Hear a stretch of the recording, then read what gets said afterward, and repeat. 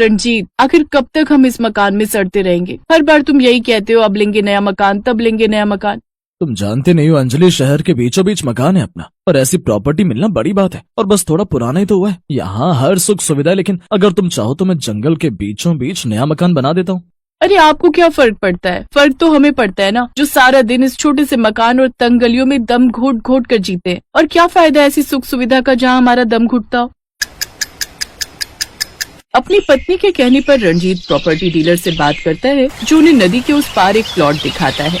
अरे ये नाज पीटा डीलर कहाँ ले आया हमें? अब क्या नदी में चप्पू चलाकर उसोर जाएंगे हम? अरे ऐसी लोकेशन ज्यादा समय तक खाली नहीं रहती, होटल वाले जल्दी से लपक लेते हैं। अरे इतनी खुली जगह पर सांस लेने में भी कितना अच्छा लगेगा आपको, रिश्तेदारों में खूब नाम हो जाएगा आपका।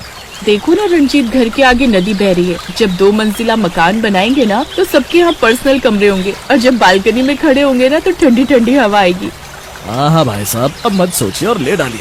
अब डीलर और पत्नी के कहने पर रंजीत अपनी सारी जमा पूंजी लगाकर वो प्लॉट ले लेता है और शहर के बीचों बीच बने अपने घर को किराए पर दे देता है। फिर कुछ महीनों बाद,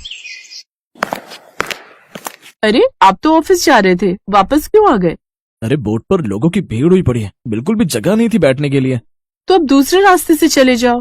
तब तो मैं आधे दिन के बाद ऑफिस पहुंचूंगा, अब आज रहने देता हूँ, छुट्टी कर लेता हूँ। हाँ ये ठीक रहेगा, और कल सुबह टाइम से उठ जाना तो शायद आपका बोट में नंबर आ जाए। अब दिन में जाकर आप सब्जी ले आइएगा।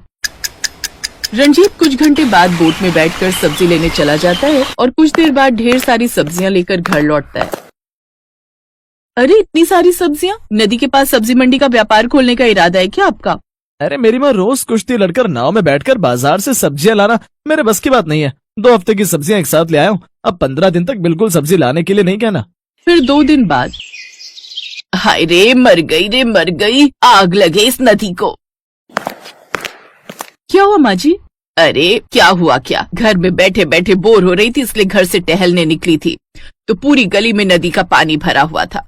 हाय लगता है मेरी हड्डी चटक गई, हाय रे मर गई। अरे जल्दी से डॉक्टर को बुला, मुझसे ये दर्द बर्दाश्त नहीं हो रहा। लेकिन माँ जी यहाँ कौन सा डॉक्टर आएगा? इसके लिए तो हमें नदी पार करके जाना होगा। ऐसी जगह लाकर बसाया है तुम कमबख्त होने की यहाँ कोई डॉक्टर नहीं मिल रहा। आप अंदर चलिए, मैं आपकी मालिश करके गर्म पट्टी बांध देती हूँ। रहने दे, कोई जरूरत नहीं है। ये सब जो भी हुआ है ना, सब तेरे कारण ही हुआ है। ना तो तू उस घर में सीलन की बदबू की शिकायत करती, ना तू घर छोटा है की रट लगाए रखती। माँ जी अब सारा इल्जाम मुझ अकेली पर ही क्यों डाल देती हैं? ये घर लेने का अकेला फैसला मेरा तो नहीं था ना।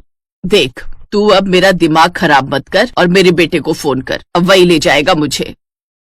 रंजीत जल्दी से घर आकर अपनी माँ को जैसे तैसे डॉक्टर के पास लेकर जाता है।